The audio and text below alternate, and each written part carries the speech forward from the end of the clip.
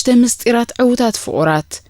ናይ ፍቅሪ ብርሃን ክخلع ብነባረ ፍቅሪ ክንባረኽ ወትሩ ሓድሽ ዝመስል ፍቅሪ ከንስተማቕር ፍቁራት ክሓልፍዎ ዘለዎ መስርሕ ህይወት ኣሎ እዚ መስርሕ ድማ ንፍቅሪ ቀጻልነትን ውሕስነትን ዝፈጥረሉ መስሪትናዮ ዘለና ዝምድና የቐን እንዲ ዘሎ የቐንዕ ቁኑዕ ሓደድ ሒዙ ይጓዓዝ ኣሎ ዲ ወይስ ኣይፋል ንኽንፈልጥ ፍቅርና ኣብ ናይ ምስልቻው መድረኽ ዲ በፂሕ ወይስ ከምቲ ናይ ፈለማ ይዘሎ ንኽንርዳእ ንዝምድናና ማዕረን ተመጣጣንን ኣበርክቶ ንገብረሉ ዶለና መጻምትኻ ብሙሉእ ልቢ ከም ትግደሰላ ካብ ሓቂ ብዝነቐለ ስምዒት ትርዳእካ ዶ ንዝብሉ ክልተ ሕቶታት ክንምልስ ኣለና መልስዞም ሕቶታት ንዝምድናና ዝቃኒ ብምዃኑ ነዞም ምስጢር ዕውታት ፍቁራት ዝኾኑ ሓቀታት ከም ሸቶ ከነቐምጦም ከድልየልናዩ ኣቶም ሸቶታት ብርክት ዝበሉ እንትኾኑ ጽሙቕ ብዝበለ ኣገባብ ናብ 5 ሓሳባት ወሪዶም ይርከቡ እዞም 5 ምስጢራት ዕውታት ፍቁራት ወይ ዕውታት መጻምቲ ንነዊሕ ዓመታት ኣብ ጽኑዕን ተባሃገም ፍቅሪ ዝነብሩ ዘለዉ ብርክት ዝበሉ መጻምቲ ምስጢር ዕምሪ ፍቅርና ኢሎም ዘካፈልዎ ሓሳባት ክኢላዊ ትንታነ ተሓዊስዎ ዝተዳለወ እዮም እዞም ሓሳባት ሓደ ብሓደ ናባኹም ከነብሎ ኢና ንቕልል ዝበለ ኣቀራርባን ምስልቻውን ዘይምፍጣርን ካብ ዝብል ሓሳብ ድማ ናብ ሓደ ጾታ ዛዝዩ ተዳልዩ ይርከብ እንተኾነ ንኽልቲዩ ጾታታት ማለት ንጓልን ወድን በማዕርኸን ዝምልከታ ቀዲምና ከነዘኻኽር ንፈቱ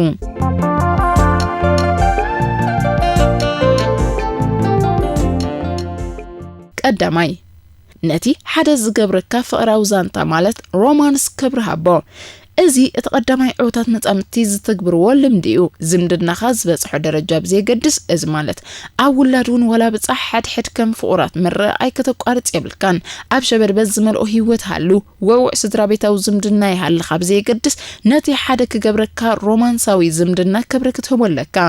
ኣብ ውላድ ዝበጽሕካ እንትኾንካ ንውላድካ ንዝተወሰነ ሰዓታት ኣርሕ ኣቢልካ ናይ ክልቲኹም ግዜ ይሕልፍ ኣብ ዕረፍቲ ዘይህብ ስራሕ ተጸሚትካ እንተለኻውን ኣመንጎ ኣቢልካ ናይ ክልቲኹም ግዜ ፍጠር እዚ ተግባር ስምዒታውን ኣካላውን ቅርበት ስለ ዝፈጥርን ወትሩን ሮማንሳዊ ዝምድናኻ ስለ ዝሕድሶን ፍቅርኻ ነባርን ዘይሰልችውን ንኸውን ልዑል ግደ ይጻወት ንኽልተ ተጻመቲ ፈለማ ዘረኸቦም ፍቅሪ ብምዃኑ ነዚ ፍቅሪ ብምኹስኳስ ዕውት ናይ ፍቅሪ ግዜ ንኽሕልፉ ይሕገዞም ነቲ ፍቅሮም ብምሕዳስ ድማ ወትሩ ኣብ ሓድሽን ውዑይን ፍቅሪ ከም ዝነብሩ ይገብር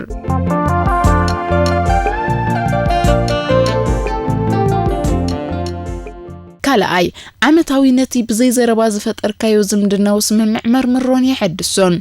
እዚ ምናልባት ወቅዓ ውዕል ስለ ዝመስል ጽድቕ ዝበለ መምርሒ ክመስል ይኽእል እዩ እንተኾነ ሓደ ን20 ዓመት ኣብ ስጡን ፍቅሪ ዝጸንሐ ዘካፍሎ ምስጢር ዕውት ፍቅሪ እዩ ሰባት ወትሩን ዓብ ንቕየርን ኢና ስለዚ ዓመታዊ ከም ውልቀ ሰብን ከም መጻምትን ገምጋም እንተዘይጌርና ነቶም ሓደ ዝገብሩና ነጥብታት ተዘይዳሲስና ነቶም ኣጥሪናዮም ዘለና ሓድሽ ምዕባለታት ተዘይገምጊምና ንፍቅርና ናብ ሓዳር ነጓዕዞ ከም ዘለና ክርዳእና ኣለዎም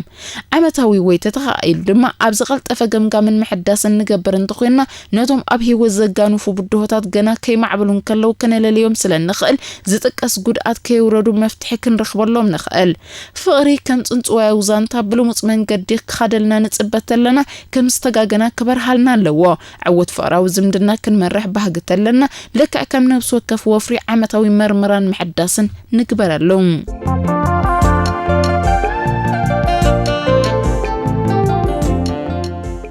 ሳልሳይ ንፍቅርኩም ደገፍቲ ምዝኾኑ ሰባት ግዜ ይሕልፉ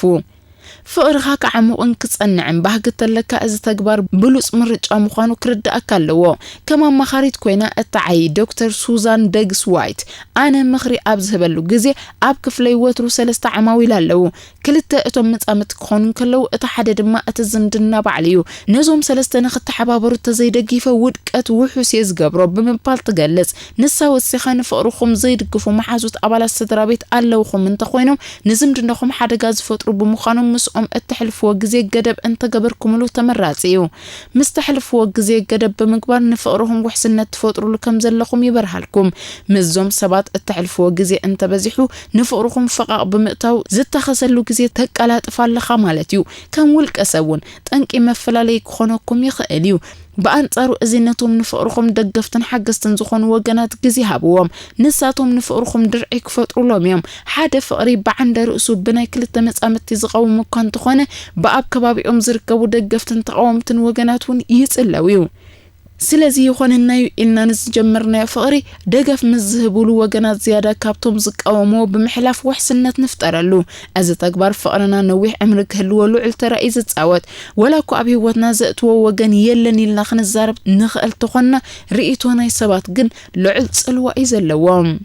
رابعاي نأفكاريتك وين أفكاريخي دقفن محزن كونلهم إذا حسب ببوزحات عوض زمدنا زمرحو زلو دك تبعتيون دك آنستيون استقلت أيوم ترقم نايزي عوتات مسامتي زقلت و حسب كندسس مس النجمر أبصنع عن عميق فغري أب كل قصاتنا هيوت كامت أمت خالو تسمعا حدا جزي عالم حقوقها هيبا عقلها كتتصبب الكن كلا لعلزخون نجر أب حقفو يأتيو زت أنا نعكا كم زلخايو زقبلك كسب يليكا بلوس عرك دما نزي إزقبر بلوس أفكار دما خمسي يقبر بلوس أفكار انتخينكا جزي خامس أمتخا التلاليو نجر بمفتسامي حلفو هلا وخان دقف كان الرقاقت ألا مس أمتخا التلاليو نجر نتوف تصادفو يهلخا مثل تشاون من مرارن زبهالو نجرات بفتسومنا بخا أي تقربهم حق أن يفقرن مسواتن حدقة تعت أطفنتن يزتقلب سلازينا أفكاريتك أفكاري بس أي محازة دقا في كنام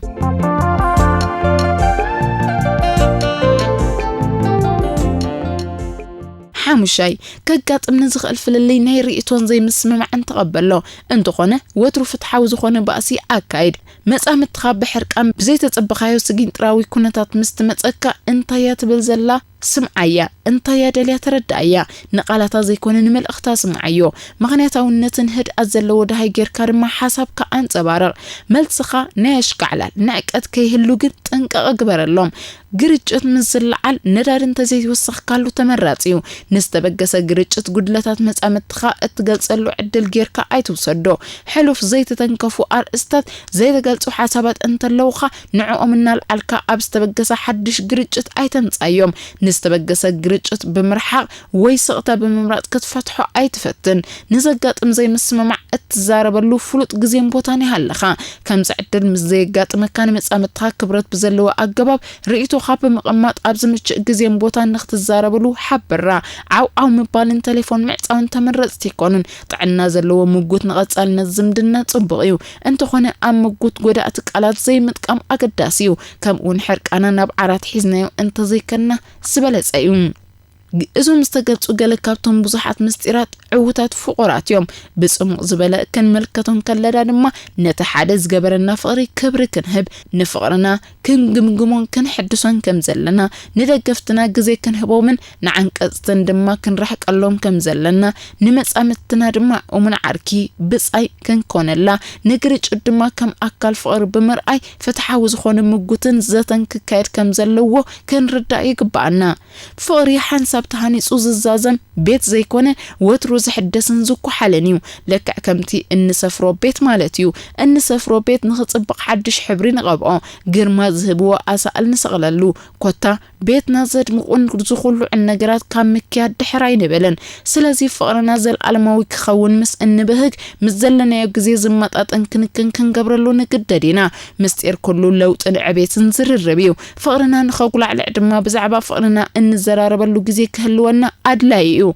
اب حدار مساتنا قلعو ام معواي مستصمرنا نتيق ان محدارن قلعو نستمسرته فقر نرسعو فقرات مخانا قارطنا قلعو كعابيو زتقصرو سراحتنياتات نمسل اذا كن اتكخون زيبليو سلازي نبار فقر ويسني زلو مصامتي كنكون باغنتلنا فقرنا وترو نحدثو ننفسنا مصامدنا نفقري غزي يحلونا نزوم حمشت مستيرات عوتات مصامتن نعنا زمچونا كالوت لمدتاتن دما اب قبرنا وعلام